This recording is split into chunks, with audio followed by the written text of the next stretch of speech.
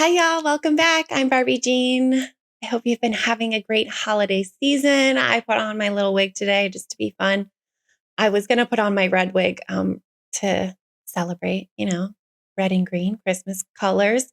Merry Christmas to those that celebrate. But it was like so tangly, and I haven't actually worn this wig yet. So I put it on and was feeling good. We're talking about a lot of stuff today, fantasies. So, this is a great way to fantasize. Put on a wig, have some fun, feel a little different.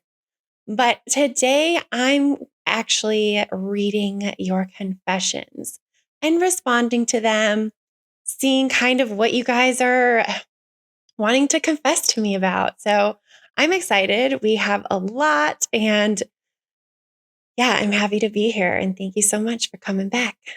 I love you guys and I love your support, and you're all amazing. So let's start. Welcome to Sweet Release.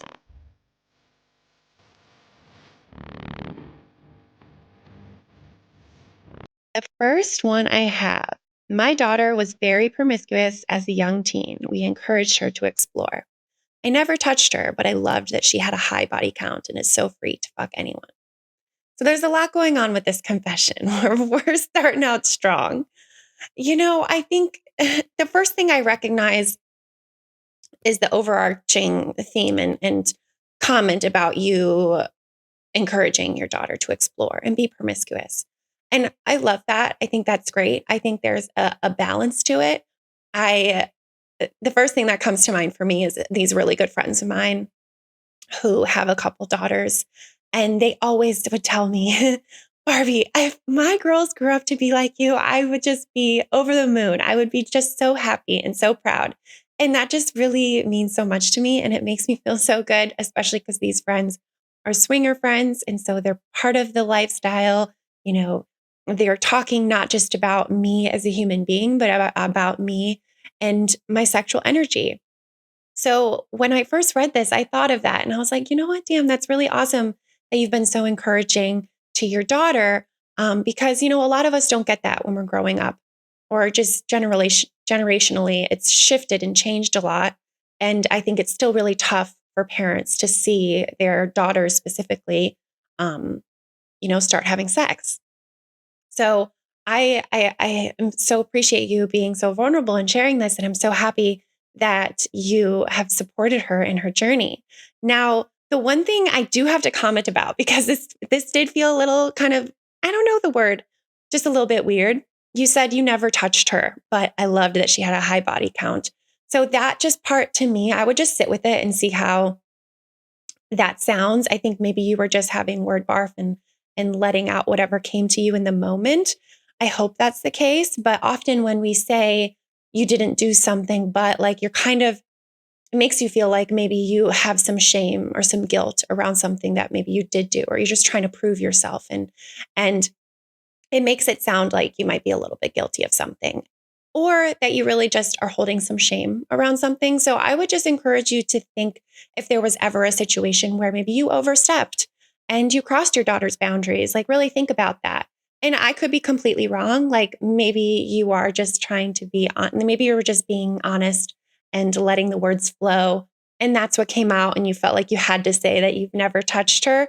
But to me, that's like a little bit of, I don't know. That just sounds weird. I feel like most dads would never say that. They would just say the rest of what you said, And so I am so grateful that you're so encouraging to her.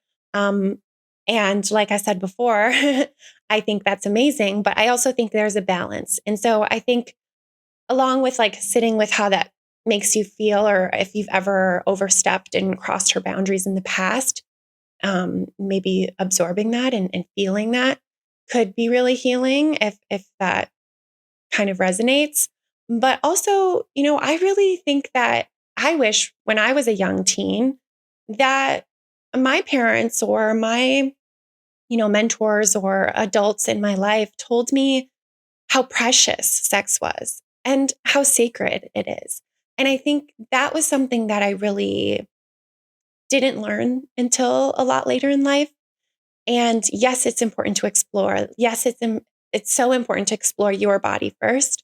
I really do want everyone to encourage that with their young daughters.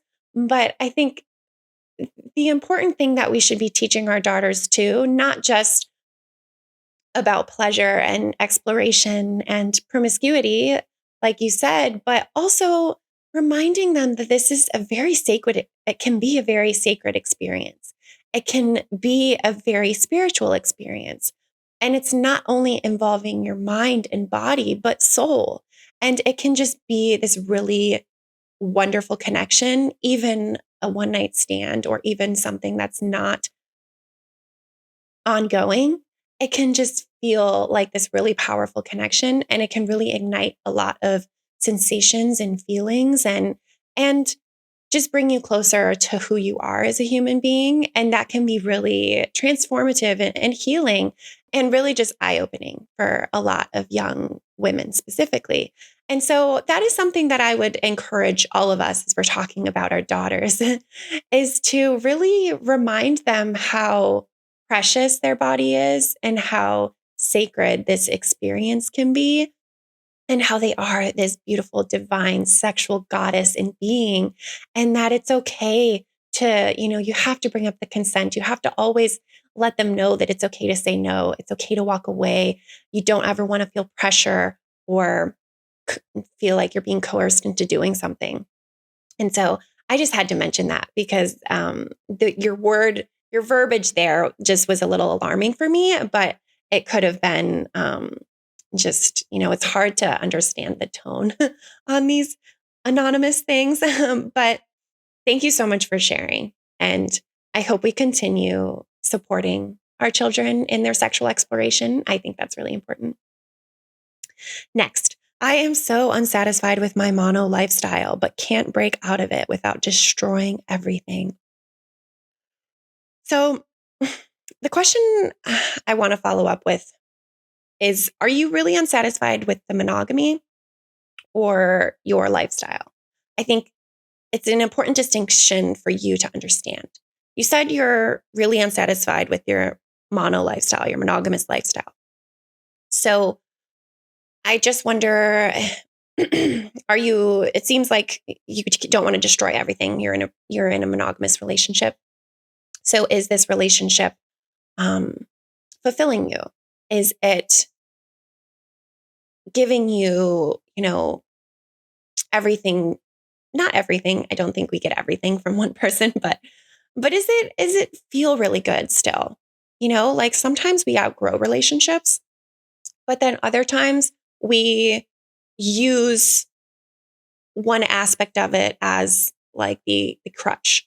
And so are you blaming this unhappiness around the monogamy, or is there really a deeper kind of missing element in this relationship and it's no longer fulfilling you in the ways that you desire? It's really hard to just say that you're over monogamy and the lifestyle that you've created without really diving deeper into why and dissecting every part of it. And it's so exhausting to do that, I understand, but really thinking about all the things you love about your current relationship, maybe some of the things you don't love. So maybe you're not getting sex enough. Maybe that's why you don't want to be monogamous, but maybe it's realizing like, okay, what is it that I miss? Do I just want another pussy dick? Do I want to be in this atmosphere and energy? Do I just feel like my life is boring? Like really think about what it is that you're craving and what it is that you're missing. Because there's so many ways when we're in relationships. I would just hate for you to let go of this relationship if it's this long-term relationship and you feel like you're going to destroy everything. I just would really encourage you to think of ways that you guys can overlap. And really, baby steps is so important. But mentioning this to your partner and letting them know that you're having some of these thoughts or letting them, maybe if you feel like the monogamy topic is completely off the table with your partner, then just thinking of other ways that will help you feel more fulfilled and help you feel happier, because you don't want to be living an unhappy and unhealthy life. So if you're not feeling like you're getting all of the goods from your family and your friends and your lover, then I do encourage a shift. But I just think that you really need to think if it's actually the monogamy that you're wishing wasn't a part of your life, or if it's like a relationship or maybe another aspect of your life, like maybe something else is really bringing you down. And that's why it feels like you just would destroy everything. And this is the monogamy lifestyle is just, you're sick of it kind of thing. So I would just encourage you to think about that. And thank you so much for sharing, truly. So, next, the only thing that makes me come anymore is imagining my wife sleeping with other men, not just one night stands either, real passionate sex. So, that sounds like you have acquired a cuckolding fetish, which is very common. Um, yeah, very common. Basically, it sounds like you're really now the only way you can orgasm is thinking about your wife with somebody else. Well, that is cuckolding, and that is a very common fetish. I was just talking to a friend the other day that was like, "Oh yeah, I have friends that are married that do that." Like it took her a while to come on board, but he had to let her know this was something that he was into, and it's really grown and it's become their thing, and they love it. So I think this is now a kink of yours. So you should explore it. So I would definitely encourage you to, again, baby steps. A really easy way to bring this up. I talk a lot in previous episodes, or I mentioned it in the past, saying like, oh, I had this dream where blah, blah, blah, because daydreaming and night dreaming are very one and the same. And so even if you're fantasizing in your head, like that's kind of like a daydream, right? So let her know, hey, honey, I just had the sexiest dream, or last night I had this crazy dream that you were having sex with this other guy, and I was so turned on by it. Whatever it is, give some details that you think she would like, or that maybe are a soft approach to it that you think she would be like, interesting. Let her sit with it. Then maybe a few days later or a week later say, oh man, I can't stop thinking about that. I've really been thinking about it a lot, and I've been doing some research and I found this, or, I heard this podcast about this, or, there's so many there's so much information out there about fetishes and kinks. And so I think that could also be a really easy way to welcome it into the conversation, is like educating, or like, hey, do you want to read this blog about it, or whatever it is, or send her I don't know, a picture or something to arouse her, and talk about it, and that just will start you guys to talking about it. And that's really the goal, is to start having this conversation. And you know remind yourself that you have to be gentle with these conversations. A lot of us hold a lot of shame and judgment around sex and jealousy, and fear, really. And so there's so many heavy emotions around these topics that we're discussing. And so it can be really easy for someone to retreat and get scared and pull back. And so just remind yourself of that when you are bringing these things up, to just be gentle and listen, and just be soft with your delivery. I think that's really important. And thank you again for sharing. Next, I need to make out with you again. That's fun. I don't know who this is. I think it's one of two people. I've only made it, and it's not my partner, so that's why it's one of two people in the last couple of months. So that's yeah, please message me. Ask me out. Ask us out. I think I'm sure I would love to kiss you again too. Thanks for your confession. I don't wash my butt crack. Oh my God. Wash that shit. That is an hilarious confession. Yeah, you need to wash that shit. Please get up in there with some soap. I don't know why you don't wash it, but please do that. Will be better for your lover too. You don't want a smelly butt crack. So funny. Wash that shit. I was actually working the other night in the communal bathrooms at work, and someone walked out without washing their hands. And I was like, God damn, and I was just sick last week. Like, so many people I know are sick. Like, it's just that time of year. There's a lot going around. And so I couldn't believe that this man also decided not to wash his hands. Ew. Yes. Wash your hands and wash that butt crack, please. Okay. What's the next confession? Taylor Swift's music is mid. There, I said it. Oh my God, amazing.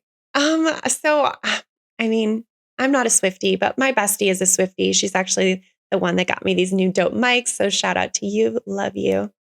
But yeah, Taylor Swift, I mean, that's a good confession. You got it off your chest. You think she's mid.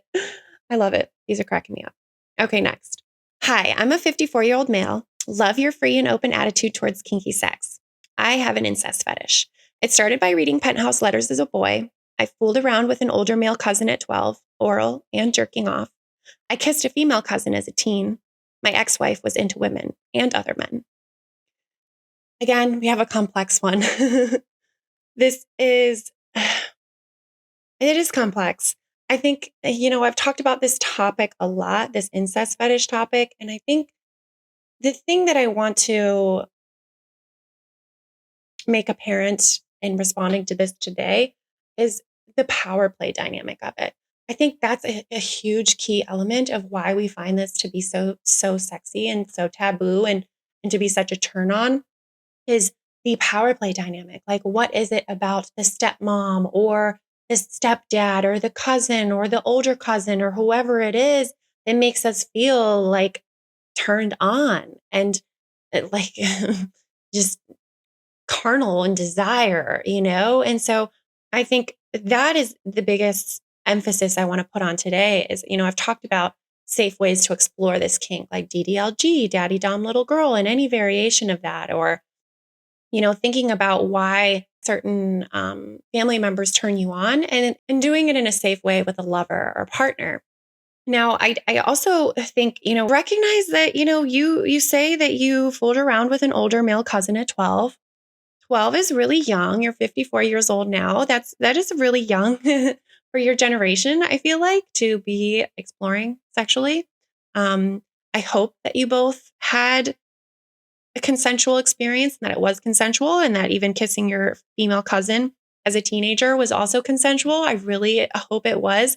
But I do think that, having that older male cousin experience at first makes me feel like there's a chance that maybe you felt pressured. Maybe you felt like, you trusted him, you looked up to him. And then when he came onto you, that was something that you just kind of got maybe pressured into. I could be completely wrong. It does seem like you're bringing up this sexuality topic, which I'll get to in a little bit. But I do think that sit with these sit with these feelings.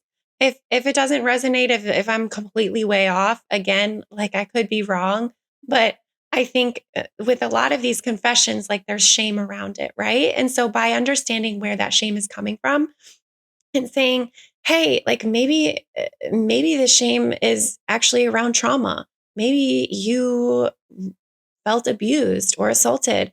I have so many people really close to me that have been abused by family members, that have been assaulted by family members, that have been raped by family members.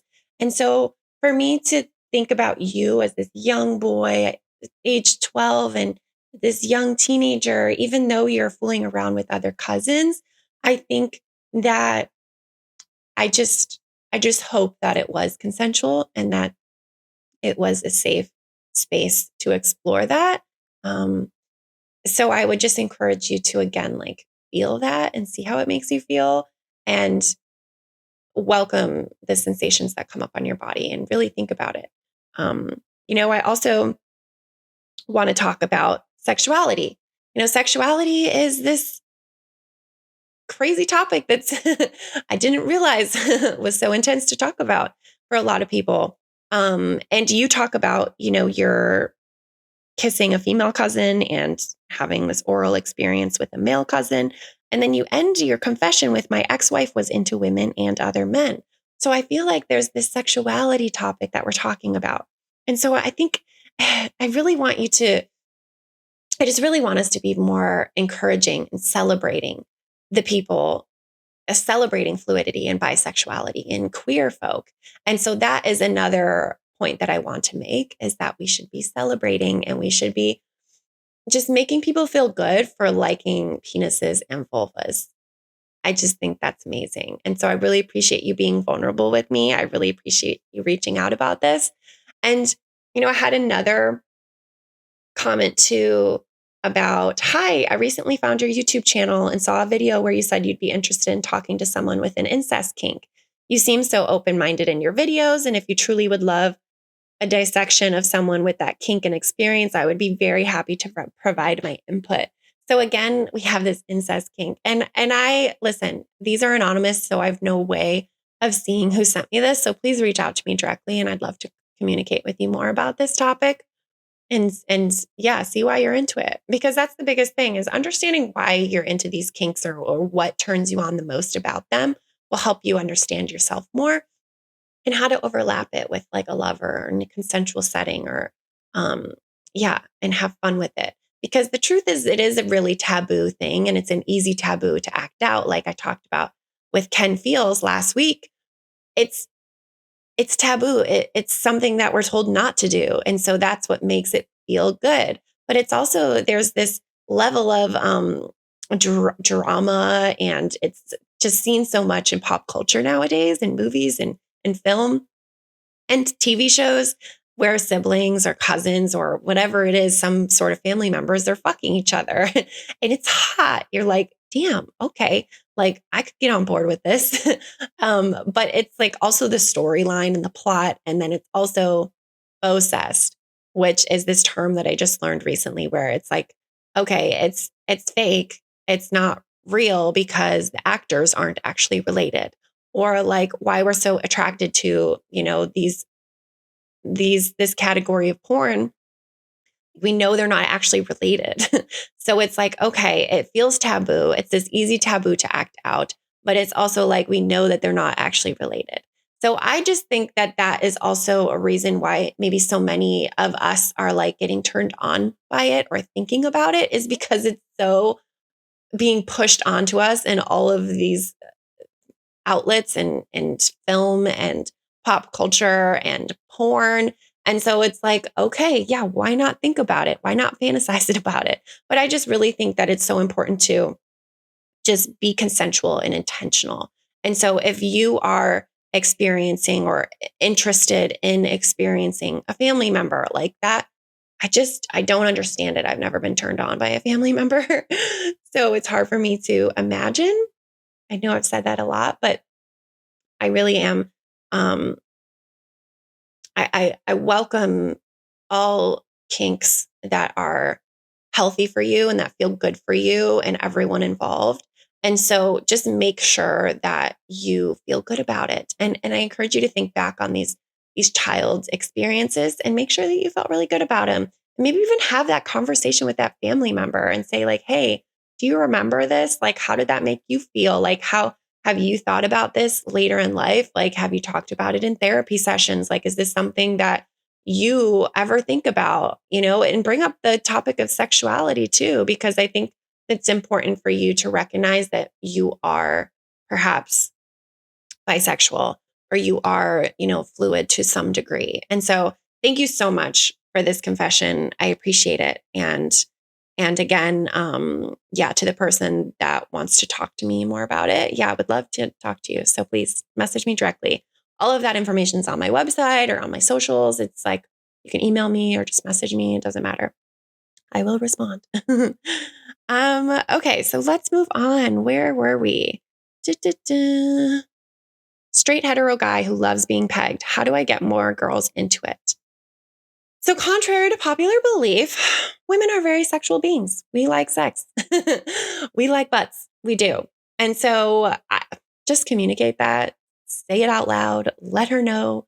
That's the first step. And I really do think that you have to be less fearful about how she will react and more about letting people know what you enjoy. Because if we don't tell people what we desire and what we're into, then we're never going to be fulfilled in the way that we want to be. So it's just really, just say it, just come out and tell her. And we all love trying new stuff. And so, that's also this next one is gay porn is way better than straight porn. There's no faking a reaction to getting fucked in the ass. So women like butt sex. Again, we like butt stuff. Please stop saying we don't. We do. You just have to use lube. You just have to go slow. You just have to talk to your partner about it and make sure, again, you're not coercing her and pressuring her into doing something she doesn't want to do. Not all of us like everything, but the majority of us do enjoy pleasure and exploration and taboo and trying new things. And so, I mean, yes, I like gay porn. I do. I really don't watch porn, but I used to, and I like gay porn. But you saying there's no faking a reaction to getting fucked in the ass, I just completely disagree with you. I think even for porn shoots, you have these consent checks and you have these desires and these kinks and these things that you want to explore. And a lot of times the pleasure is really real. Like it's not fake, it's actually real. And so I really think that I just disagree with this. Like girls aren't faking these orgasms. That is a huge erogenous zone down there. And so it's really sensational and it feels really good. And so I love that you like gay porn more than straight porn, but I do think that straight porn, anal pleasure porn, is the girls aren't always faking it. So that's what I have to say about that. We do like butt stuff. We do. Stop saying we don't. Okay. I'm a guy, but I use the girls' bathroom every day. Fuck yeah, you do you. You know what I fully support? I don't know if you are trans. I don't know if you just identify as a girl. I hope you're not just creeping in the girls' bathroom and being weird. I have no context to this whatsoever, but fuck yes, you do you. I am a firm believer that you do you. You do what feels good to you. And that's all you can do. So I fully support that. Next, I have a forced bi fantasy where a group of girls watch me get absolutely drilled by two enormous cocks until I'm covered in cum. Oh, well, I'm wet. Just kidding. But I'm turned on. Fuck, I love bisexual shit. Let's read it again. I have a forced bi fantasy where a group of girls, so they're forcing you and watching you get absolutely drilled by two enormous cocks until you're covered in their cum.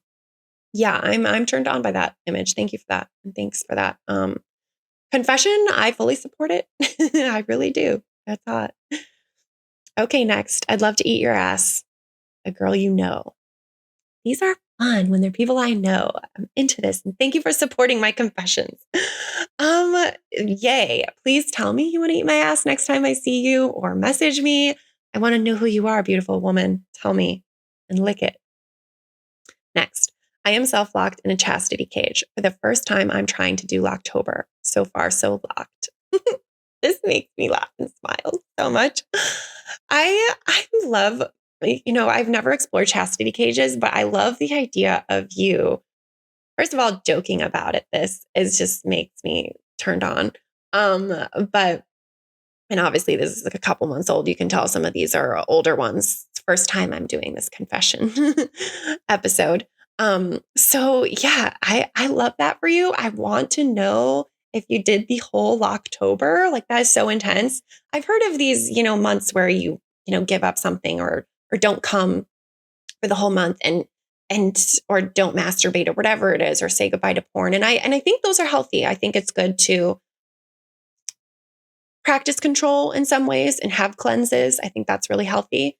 I can't imagine being locked in a chastity cage for an entire month, but that edging and that reward at the end must have been so thrilling and fun. I wonder if it was a mistress or someone that was telling you to do that, or if you were just giving that power, playing with that power dynamic with yourself, which is super hot as well. Like these are just fun things that you can do with yourself or with partners that can really build and that can really lead to a really powerful experience. And so thank you so much for sharing. And I would love to know how it went. And yeah, please follow up with me. Next, I shit my pants at school. Well, listen, I appreciate your confession. We've all shit our pants. I'm sure we've all done it at least once in our life, whether we were kids or super fucked up in college. Or, I know the time I did it, like not long ago, was when I was severely ill. And I remember, it was several years ago now, but I was just like so sick. And yeah, you can't ever trust farts when that happens because you will shit your pants. So yeah, I remember being fucking devastating. It happens. I appreciate the confession. It sucks that it happened at school, but that's when you just call your mama and say, Mama, I need new pants. She will come right there. Or your brother or whoever it is. I don't know who, your dad, your neighbor. Yeah. Or I'm hoping it was handled in in a supportive way because we've all been there. Thanks for sharing. Next. Please don't take this the wrong way, but I regularly jack off to your content. LOL. I think you're so sexy and you have such a cute booty that I can't resist. Thank you. I talk about this last week with Ken Feels too, people enjoying pleasure while watching me. And I don't mind it. So thank you. I don't take it the wrong way. I think, my mission is, of course, to educate and heal and inspire, but also to, allow this vulnerable space for you to find yourself, to find your erotic authenticity. And that means touching yourself. That means exploring your body. And so if I'm bringing out certain new ways to do that, or, if I'm just welcoming that and giving you the space to do that, then I am over the moon. I'm so happy. So that doesn't bother me at all. So thanks for confessing. Okay. I'm a boy, 25, straight and virgin. I like to swallow my own cum and juice, but feel shame in it, maybe due to culture or religious boundaries. Don't know how to overcome this shame. I've also started to get sexually interested with boys, so I'm a bit worried. I don't know what to do, how to overcome this shame. Yeah. Thank you for confessing this and letting me know and reaching out. Shame is so tough. Oh, sexuality too. I talked about sexuality earlier. And, this is, religious and cultural boundaries, and that really can create so much shame within us. And sexuality is still such this difficult concept for so many of us to understand. But I am so turned on by cum, my own cum too. It's the fact that you swallow your own cum. I fully support you. I love when my partner or lovers go down on me and then come up to kiss and then come up and my wetness is still on their lips. Like, I love that. I think that is just like a really, just kind of like a raw, and I don't know. It feels really sexy and naughty, and I love all the juicy goodness. And so the fact that you like to swallow your own cum and your own juices, like, I do think everyone again has tried that. I think this is also very telling for your sexuality. Like, clearly you're interested and you enjoy tasting cum, probably because you want to taste someone else's cum from a penis, And so that really turns you on. And I think that's why I love it so much too, is because it's like, I love the fluidity of human beings. So if you are tasting me and licking me and sucking the juices out of me, and then you come up and give that to me back in my mouth, like that, just like whole circle of life. I don't know. That just makes me feel really turned on. And I love that. And so I thank you so much for sharing. I think the shame that you're feeling around the sexuality and the shame that you're feeling now, and the weirdness and worrisome feelings that you're having around wanting to explore boys or men is completely natural. I'll link my shame experience video below, but the best way to deal with shame that I encourage people to do is to really allow it to fill your body. So many of us brush these negative sensations under the rug. It sounds like you're just starting to come into these feelings and welcoming them, but you're still feeling so much shame. So you're still pushing them down. You're still hiding them, and you're not opening up about them. And so that's creating these blockages along your body and in certain chakras, and it's making you feel tight in certain areas and heavy, and it produces these actual sensations on our body. And so once a day. And if you can't do every day, don't. I've been really struggling with my meditation routine lately. It is just I'm totally out of whack.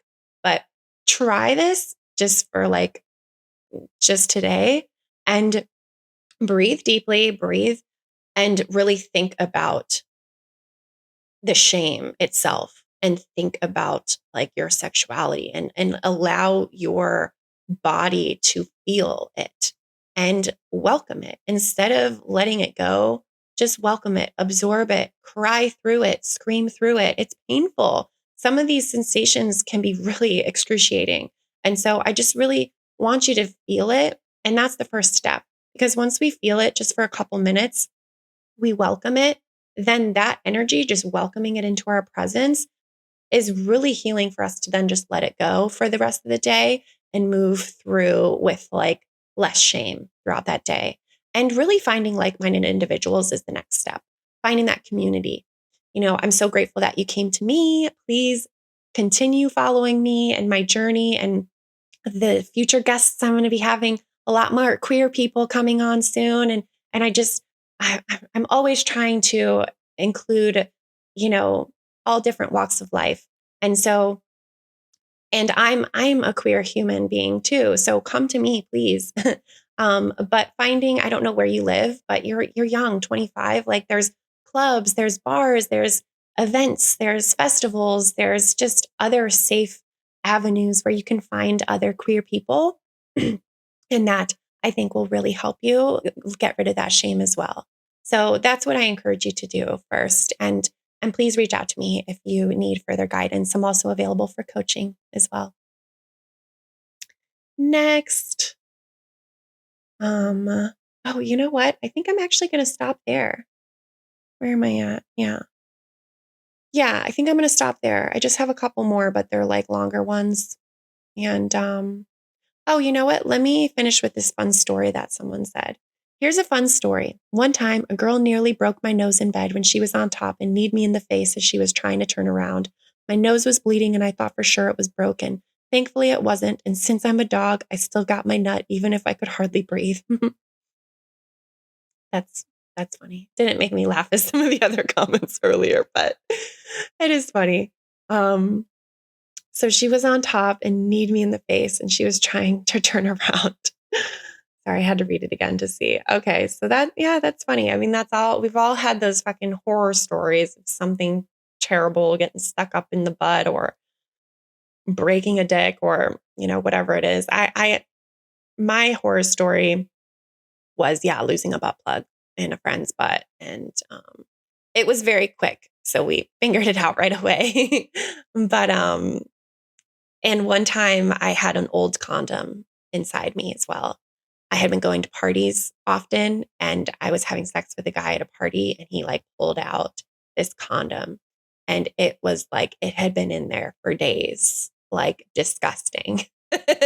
That was so humiliating. I was like, oh my God, it like smelled like, I was like, oh, disgusting. But anyways, we all have those horror stories.